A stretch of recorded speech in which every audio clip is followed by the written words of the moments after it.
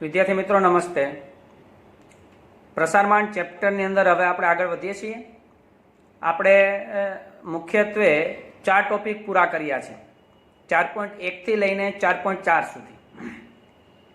આજે એક ટોપિક નવો ભણવાનો છે.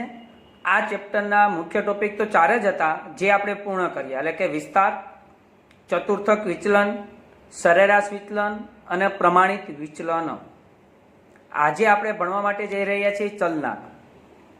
તો પહેલા એ સમજીએ કે ચલનાક એટલે શું, જેના માટે ચલન શબ્દ પણ વપરાય છે. એક તમને સમજાય એવું ઉદાહરણ આપવાનો પ્રયત્ન કરું છું કે ચલન એટલે શું અથવા તો ચલનાક એટલે શું. માની લો કે તમે બે કોઈ એકદમ ક્લોઝ ફ્રેન્ડ હોય, બંને મિત્રો જ હોય અથવા બંને બેનપણી જ હોય. 10માની અંદર બંનેને ટકાવારી કંઈક જુદી જુદી, દાખલા તરીકે એ વિદ્યાર્થી એટલે કે તમે માની લો કે તમને 80% આવ્યા છે. તમારી જે ફ્રેન્ડ, તમારો જે ફ્રેન્ડ છે એમને માની લો કે 70% આવ્યા છે 10માની અંદર. તમને 80 છે, તમારા મિત્રને 70 છે. 12મું બોર્ડ પાસ કરશો તમે અને તમારે 70% થઈ જશે અને એને માની લો કે 72% આવ્યા છે. ત્યારબાદ તમે બંને બીબીએ જોઈન્ટ કરો છો. બીબીએની અંદર ટીવાય તમારું કોલેજ પૂરું થાય, છેલ્લું વર્ષ હોય. એમની અંદર બંનેની ટકાવારી આ રીતે હોય કે તમારે 78% આવી જાય છે અને તેને 68% થાય છે. પછી તમે એમબીએ કરો છો. એમબીએની અંદર તમારે 60% છે અને એને 70% આવે છે. હવે બંને જ્યારે જોબ લેવા માટે જાઓ છો, ઇન્ટરવ્યૂ આપવા માટે જાઓ છો, એ સમયે બંનેની ફાઇલ પહેલાં જોશે.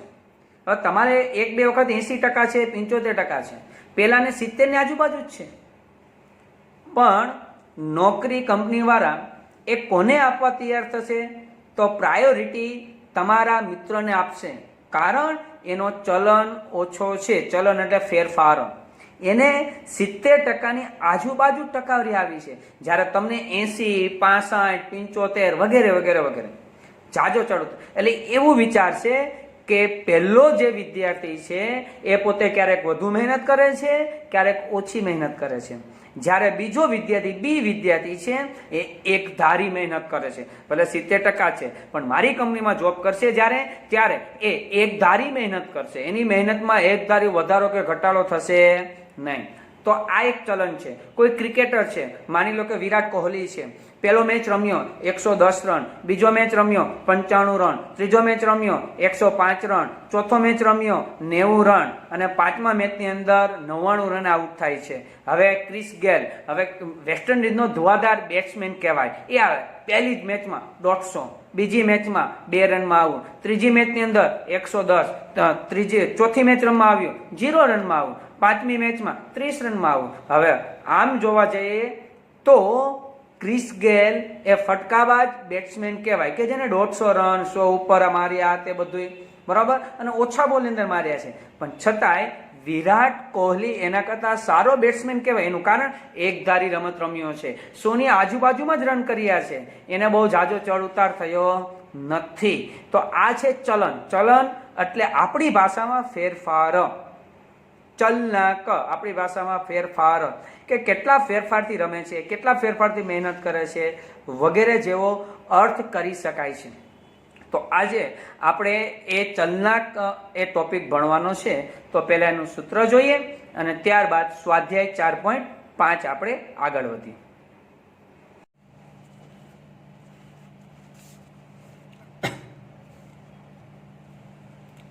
સ્વાધ્યાય 4.5 એક જ ટોપિક ભણવાનો છે, એ છે ચલનાક.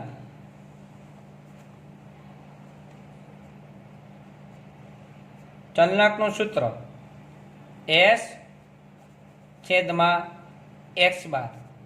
એને ગુણ્યા 100. હવે જો પ્રમાણિત વિચલનાક એટલે શું?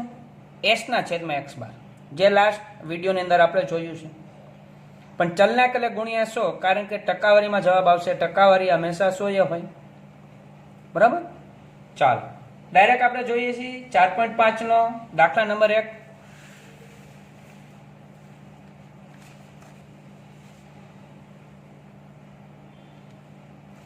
રકમ છે કંઈક આવી, બે શેર એ અને બી ના ભાવની વધઘટ નીચે દર્શાવી છે. ઓકે, શેર એ નો ભાવ, શેર બી નો ભાવ.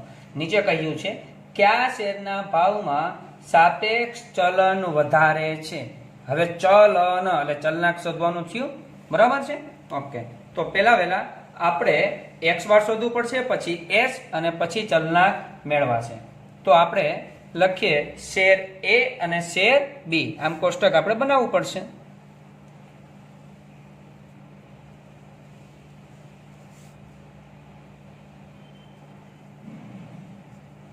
એનો એક્સ અને શેર બી નો એક્સ.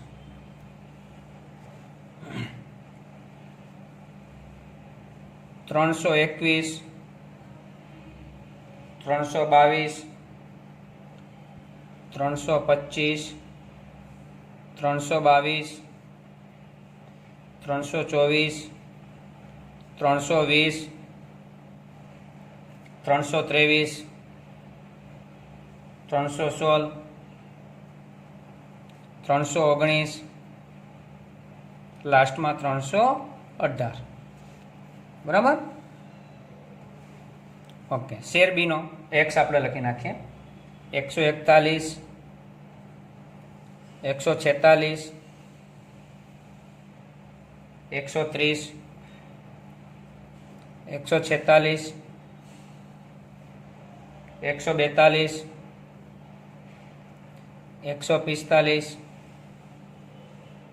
132, 134, 132 અને 152. ઓકે, જરૂરી કોષ્ટક ડ્રો કરી લઈએ આપણે.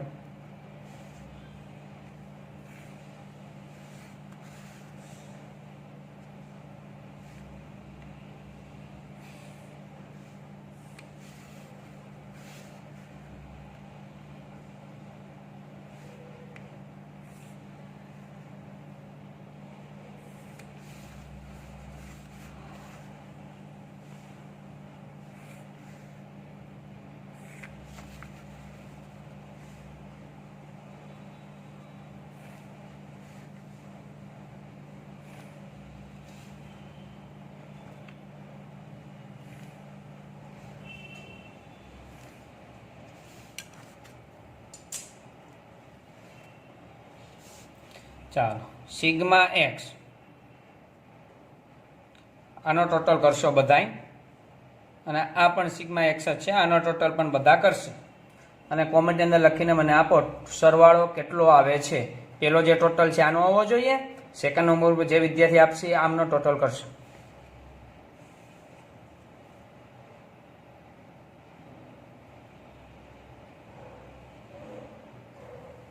Okay, 3210 second total. અચ્છા, અમુક આનો ટોટલ પણ આપી દીધો છે 1400. બરાબર. હવે પહેલું કામ આપણે એક્સ બાર, કારણ કે કયું સૂત્ર વાપરવું એ આપને ખ્યાલ હોવો જોઈએ. તો હું અહીંયા ફુદેડી કરીને લખીશ, નિશાની કોઈ કરીને, કે ભાઈ આ બાજુ જે ગણતરી કરીશ એ બધી શેર એ માટેની, આ બાજુ જે ગણતરી કરીશ એ બધી શેર બી માટે. તો ફર્સ્ટ ગણતરી એક્સ બાર બરાબર સિગ્મા એક્સ અપોન એન. બરાબર. ચાલો, સિગ્મા એક્સ એટલે 3210 છેદમાં એન કેટલા છે 1 2 3 4 5 6 7 8 9 10,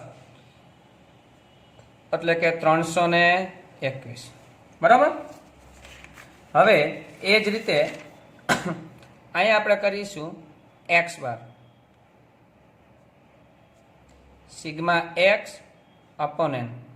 તો એનું છે 1400 છેદમાં 10 એટલે 140. હવે એસનું કયું સૂત્ર મૂકવું? તો આપણે છેલ્લો લેક્ચર યાદ કરીએ કે બંને પૂર્ણાંક છે. છે ને બંને પૂર્ણાંક. જો પૂર્ણાંકની અંદર હોય તો આપણે અવર્ગીકૃત માહિતી કહેવાયા. બરાબર, લાગે છે કોષ્ટક આપણે કેવું અસતત, પણ બે જુદું છે. શેર એ શેર બી, આ એક્સ ના એફ છે એવું નથી, બે એક્સ જ છે. ચોખ્ખું છે શેર એ શેર બી. તો અવર્ગીકૃત માહિતી માટે પહેલું સૂત્ર સહેલું પડે. પૂર્ણાંક હોય ત્યારે પહેલું સૂત્ર એના માટે કોષ્ટક એક્સ માઇનસ એક્સ બાર અને X minus X bar square. Same process X minus X bar અને X minus X bar square. તો એક્સ ના ખાનામાંથી એક્સ બાર એટલે કે 321 અહીંયા બાદ આપણે કરીશું. ચાલો, 321 માંથી 321 બાદ કરીએ તો 0, 322 માંથી બાદ કરીએ તો 1, 325 માંથી 4, 322 માંથી 1, 324 માંથી 3, 320 માંથી -1, 323 માંથી 2, 316 માંથી -5, 319 માંથી -2, 318 માંથી -3. એના ટોટલની જરૂર નથી. હવેનો વર્ગ કરવાનો છે. બરાબર, 0 નો વર્ગ 0, 1 નો વર્ગ 1, 4 નો વર્ગ 16, 1 નો વર્ગ 1, 3 નો વર્ગ 9, 1 નો વર્ગ 1, 2 નો વર્ગ 4, 5 નો વર્ગ 25, 2 નો વર્ગ 4, 3 નો વર્ગ 9. Sigma X minus X bar square. બરાબર, ચાલો ટોટલ કરો અને મને લખીને આપો કોમેન્ટની અંદર.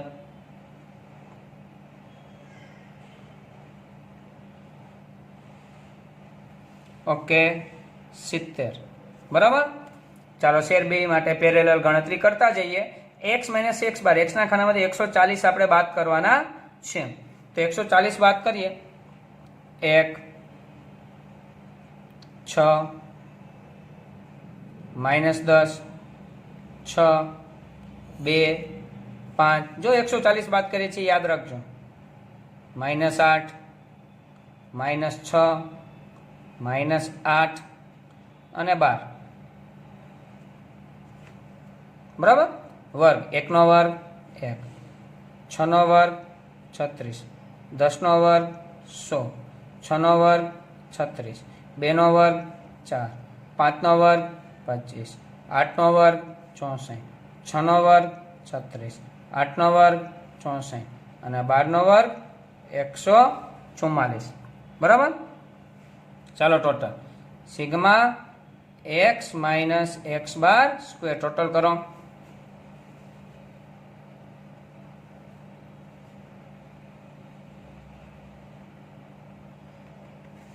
ઓકે, 510.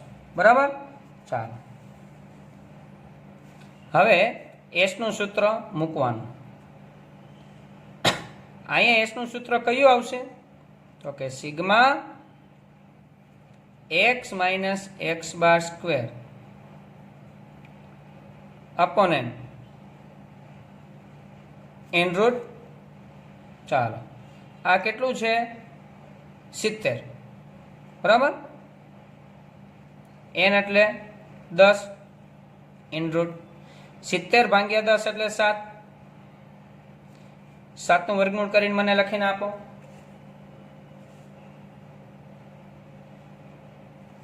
ઓકે, 2.65. શેર એ માટેનો એસ 2.65, શેર બી માટેનો એસ. સેમ સૂત્ર sigma X minus X bar square upon N. 510, N એટલે 10. બરાબર, એટલે 51 આવશે. 51 નું વર્ગમૂળ લખીને આપો. Okay, 7.14 S. હવે બંનેનો ચલનાક મેળવીએ આપણે. લખશું આપણે ચલનાક બરાબર એસ ના છેદમાં એક્સ બાર એને ગુણ્યા 100. બરાબર, ચાલો એસ કેટલો છે આપણી પાસે 2.65, એક્સ બાર કેટલો છે 321 અહીંયા, અને એને ગુણ્યા 100, એટલે આપણે શું કરશું 2.65 ગુણ્યા 100 એટલે 265 થાય, 265 ભાગ્યા 321 કરો,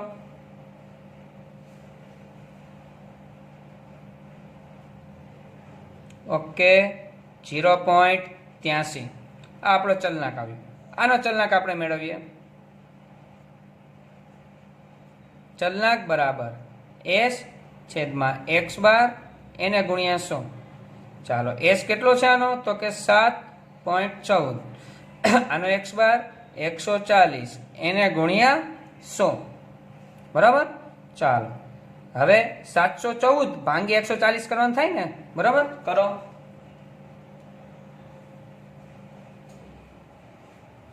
ઓકે 5.1. હવે 100 વડે ગુણ્યા હતા એટલે ટકાવારીમાં જવાબ બને આવે. હવે મારો જવાબ મહિના નથી, મુખ્ય પ્રશ્નમાં બધાનું પાછું રકમમાં ધ્યાન. રકમમાં શું કીધું છે, કયા શેરના ભાવમાં સાપેક્ષ ચલન વધારે છે? તો આપને કેમ ખબર પડે, તો યાદ રાખો, જેનો ચલનાક વધુ હોય એનું ચલન વધારે કહેવાય. તો શેર એ કે શેર બી, તો કે શેર બી નો ચલનાક વધુ છે 5.1 દેખાય છે. હા, આ જ પ્રશ્નમાં એવું પૂછ્યું હોત, કયા શેરના ભાવ એકધારી રીતે વધે ઘટે છે? એક ધારું શબ્દ કહે તો જો આનો ચલન ઓછો, જેનો ચલન ઓછો હોય એ શેરના ભાવ એક ધારા કહેવાય, જાજુ વધઘટ થતું હોય નહીં, તો આ આવશે. અત્યારે કીધું ચલન વધારે, ચલન એટલે ફેરફાર, તો આમાં ચલન વધારે જો 5.1% જેટલો ફેરફાર છે. તો અહીંયા આપણે લાસ્ટમાં લીટી બતાવવી પડે, લખવી પડશે. અહીં શેર બીના ભાવનો ચલનાક વધુ છે, તેથી શેર બી ના ભાવમાં સાપેક્ષ ચલન વધારે છે. રેડી? આ સંપૂર્ણ દાખલો થયો કહેવાય. આ દાખલો આપણે 3, 4, 5 માર્ક્સની અંદર પૂછી શકે છે, કારણ કે એક દાખલામાં 2 દાખલા થયા, 4 માર્કમાં પૂછે ને 5 માર્કમાં પૂછે. રેડી? ઓકે, ચાલો નેક્સ્ટ બીજો દાખલો.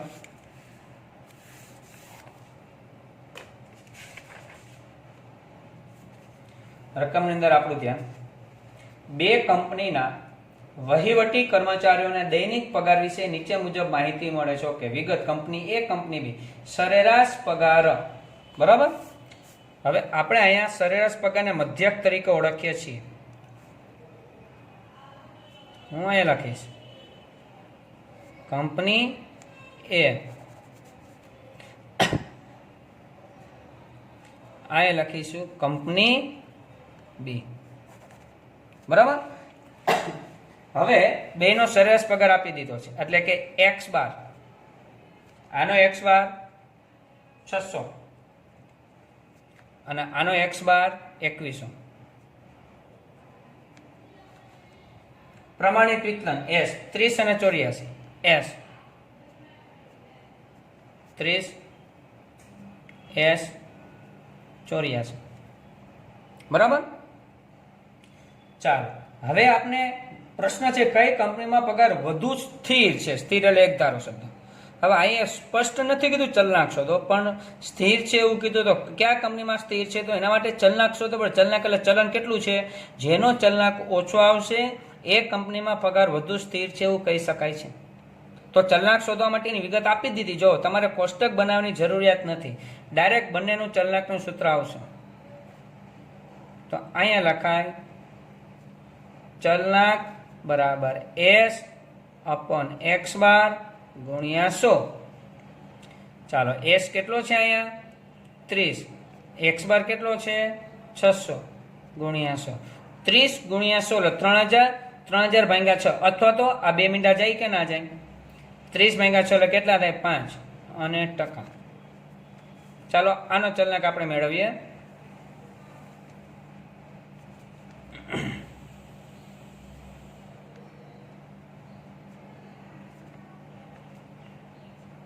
એસ છેદમાં એક્સ બાર એને ગુણ્યા 100. ચાલો, એનો એસ કેટલો છે? 84. એનો એક્સ બાર કેટલો છે? 2100.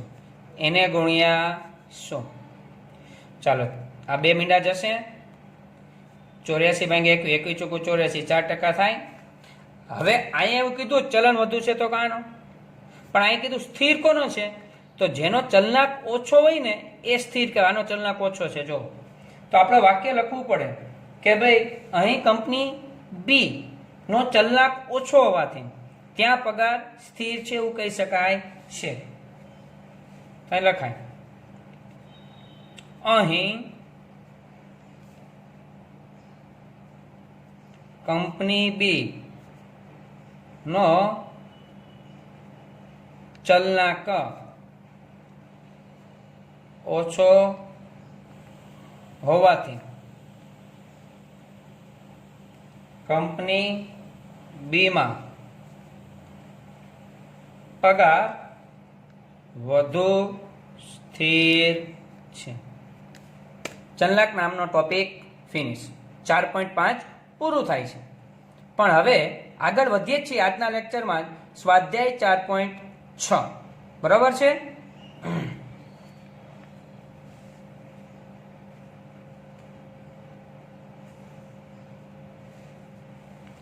એમના સૂત્ર આપણે અહીંયા જ લખીએ. સ્વાધ્યાય 4.6 છે ને એ મિશ્ર પ્રમાણિત વિચલન છે. મિશ્ર ખાલી પ્રમાણિત વિચલન એટલે એસ, પણ મિશ્ર એટલે કોમ્બિનેશન એટલે એસસી. બરાબર? ચાલો, એક જ સૂત્ર છે પણ એના આધારે બીજા 2-3 સૂત્ર છે.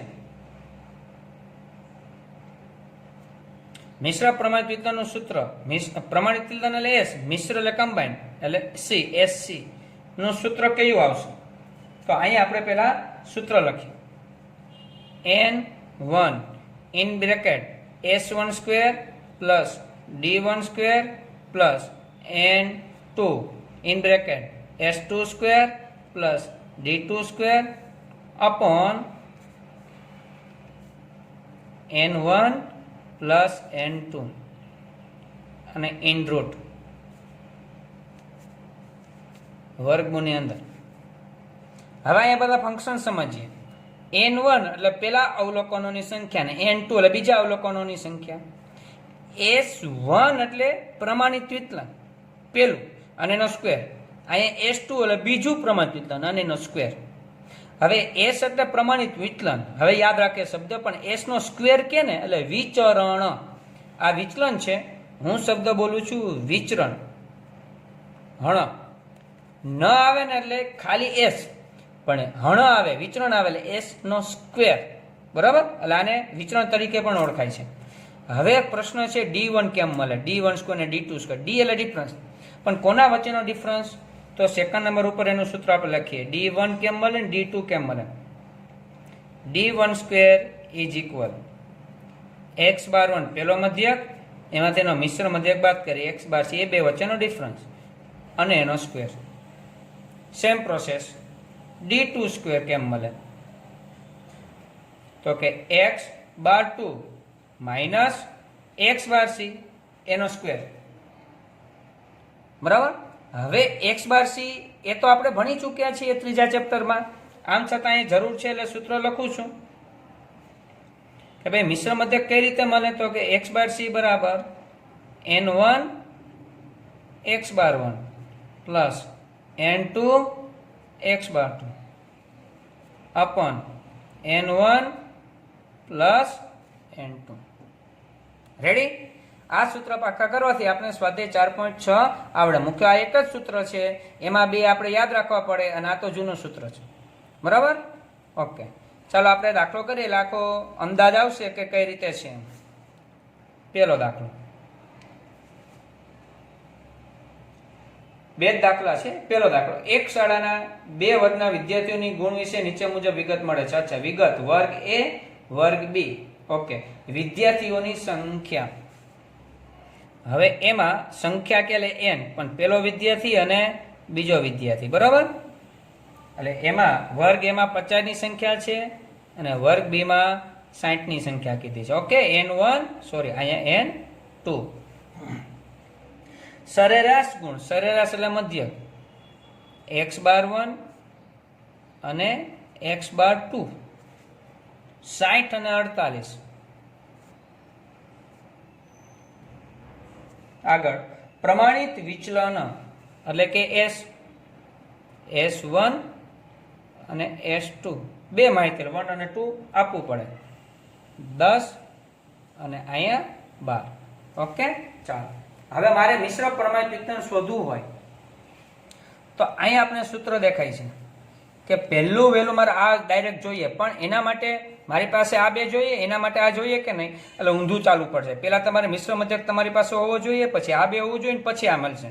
તો પહેલા મિશ્ર મધ્યક આપણે સૂત્ર મૂકીને દાખલો સ્ટાર્ટ કરીએ.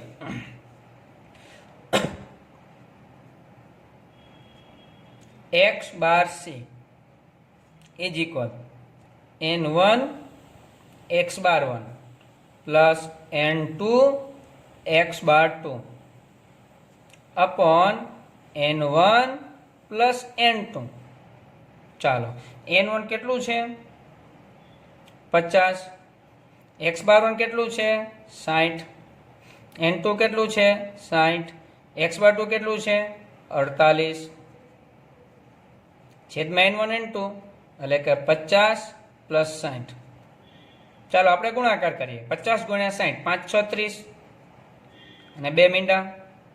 60 ગુણ્યા 48 આપણે કરીશું 2880, 2880 છેદમાં સરવાળો 110. ચાલો 3000 અને 28 એટલે 5880 છેદમાં 110 કરીએ ભાગાકાર. આપણે મને જવાબ આપો, ચેટની અંદર લખીને આપો.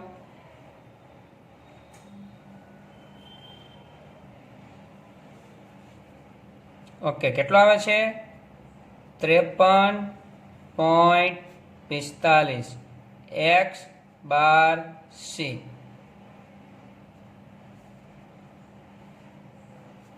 આના આધારે મને મળશે d1 સ્ક્વેર અને d2 સ્ક્વેર. બરાબર, બાજુમાં જગ્યા છે તો ત્યાં જ આપણે ગણતરી બતાવીએ.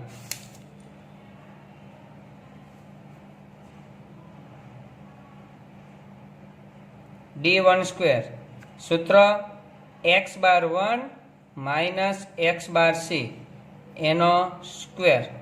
ચાલો x બાર 1 કેટલો છે રકમની અંદર જોવો 60 છે, x બાર c કેટલું છે 53.45 અને એનો સ્ક્વેર. આપણે કેલ્સીમાં ડાયરેક્ટ કરીશું. હવે 60 માઇનસ 53.45 બરાબર દબી દેવાના, પછી સ્ક્વેર કરવો હોય તો ગુણ્યા અને બરાબર પાછા દબી દેવાના. ચાલો કરો.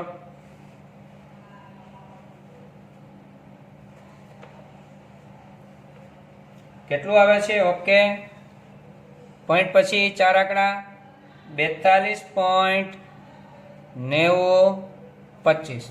બરાબર, d2 સ્ક્વેર બરાબર x બાર 2 માઇનસ x બાર c અને એનો સ્ક્વેર. x બાર 2 કેટલું છે આપણી પાસે રકમની અંદર 48, x બાર c તો કે 53.45 અને એનો સ્ક્વેર. ચાલો બાદ બાકી કરો.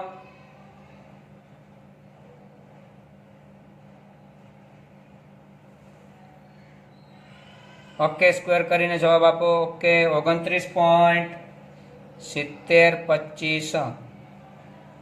બરાબર, ચાલો હવે આપણે આના આધારે મિશ્ર પ્રમાણિત વિચલનનું સૂત્ર મૂકીએ. એસ સી ઇઝ ઇક્વલ, સૂત્ર જોજો, પેલા 1 1 1 પછી 2 2 2 એટલે કે n1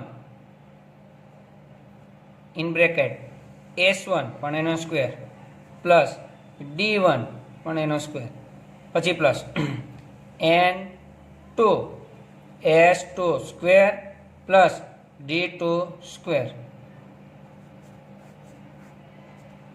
n1 પ્લસ N2.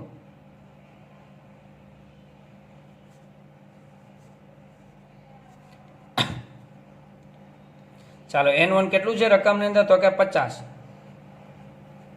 હવે S1 સ્ક્વેર, તો અહીં આપણે એક લખી નાખીએ કે S1 સ્ક્વેર કેટલું થાય? S1 10 છે, એનો સ્ક્વેર કરો તો કેટલા થશે? 100. અને S2 સ્ક્વેર કેટલું થાય? તો S2 12 છે, એનો સ્ક્વેર કરો તો કેટલા થશે? 144. તો અહીંયા આપણે સ્ક્વેર કરીને જવાબ લખીએ. આ 100 પછી પ્લસ ડિફરન્સ પહેલો, તો એ છે 42.9025 પ્લસ N2 કેટલું છે? N2 60. પછી S2 square 144 plus D2 square 29.7025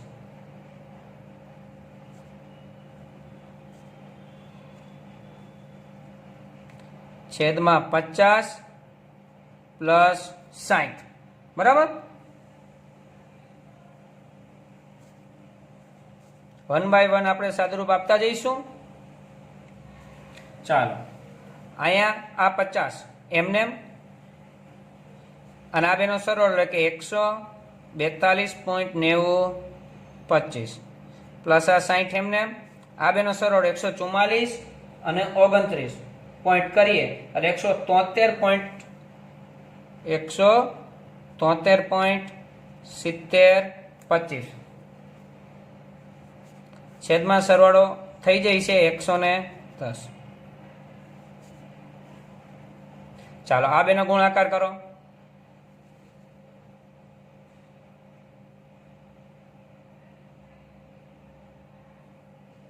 okay,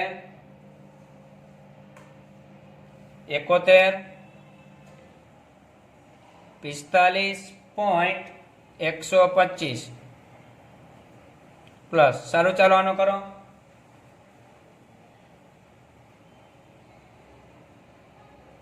okay, 10 422.15 છેદમાં 110. ચાલો આ બેનો સરવાળો કરીશું આપણે.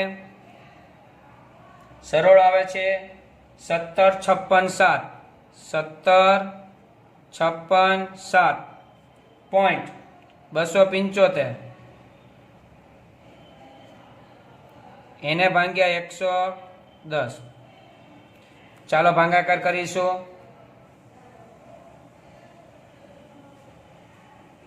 159. ઓકે,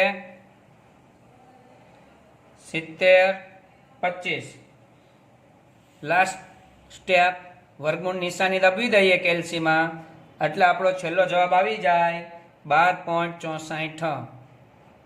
12.64 એ આપણું મિશ્ર પ્રમાણિત વિચલન થયું કહેવાય.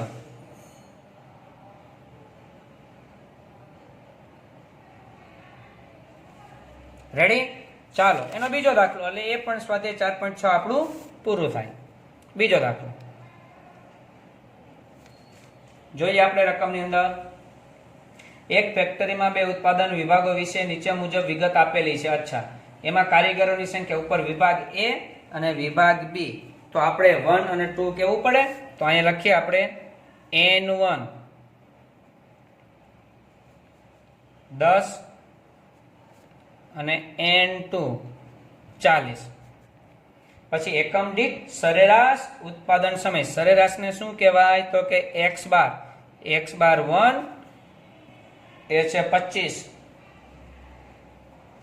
અને x બાર 2 એને બરાબર 20. વિચરણ એટલે S1 સ્ક્વેર એના બરાબર 16 અને S2 સ્ક્વેર એના બરાબર 2500. ચાલો હવે કીધું મિશ્ર પ્રમાણિત વિચલન શોધો. ઓકે, તો આપણે ખ્યાલ છે કે પહેલું વહેલું કામ આપણે શું કરવું પડશે? મિશ્ર મધ્યકમ, એટલે કે x બાર c બરાબર N1 x બાર 1 પ્લસ N2 x બાર 2 અપોન n1 પ્લસ n2 બરાબર.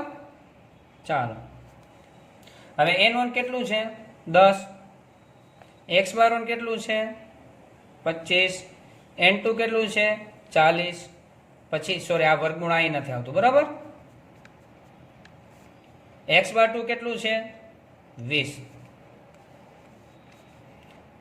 10 પ્લસ 40 250, 4 2 8, 800 અપન 50 એટલે કે 1050 એને ભાંગ્યા 50. ચાલો કેટલા આવશે 21 આવે. આ શું આવ્યું મિશ્ર મધ્યક x બાર c બરાબર. ચાલો d1 અને d2 સ્ક્વેર એ બંનેની બાજુમાં ગણતરી બતાવી આપણે. d1 સ્ક્વેર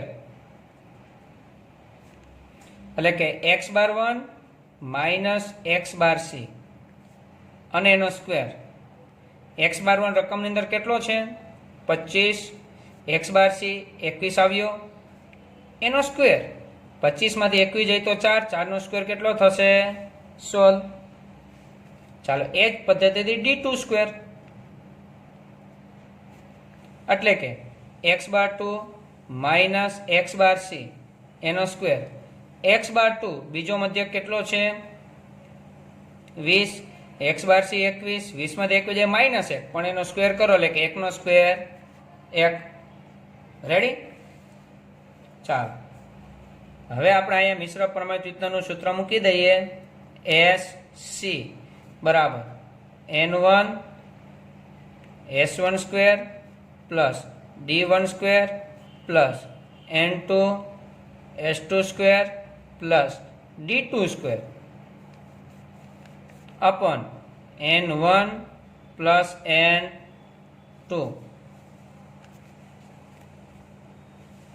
ચાલો કિંમત મૂકીએ આપણે. આ બરાબર n1 કેટલું છે 10, s1 સ્ક્વેર જ આપી જ દીધું છે રકમમાં.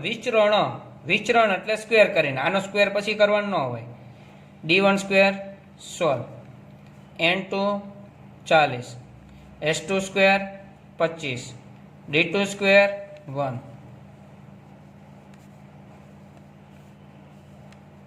ચાલો n1 n2 10 પ્લસ 40, 16 ને 16 32, 32 ગુણ્યા 10 એટલે 320 ડાયરેક્ટ કરી શકાય. 25 ને 1 26, 26 ચોકું 26 દુ 52, 52 દુ 104 અને 1 શૂન્યમાં હા લાગે અને અહીં 40 ને 10 50 લખી શકાય. ચાલો ઉપરના બેનો સરવાળો એટલે કે 1360 એને ભાંગ્યા 50 કરો એટલે તમારો જવાબ આવશે 27.2. ચાલો 27.2 નું વર્ગમૂળ કેટલું થશે તો કે 5.22. આ આપણો મિશ્ર પ્રમાણિત વિચલન થયો કે ભાઈ સૂત્ર આવડે એટલે દાખલો આવડે જ. સ્વાધ્યાય 4.6 ફિનિશ થાય છે. રેડી.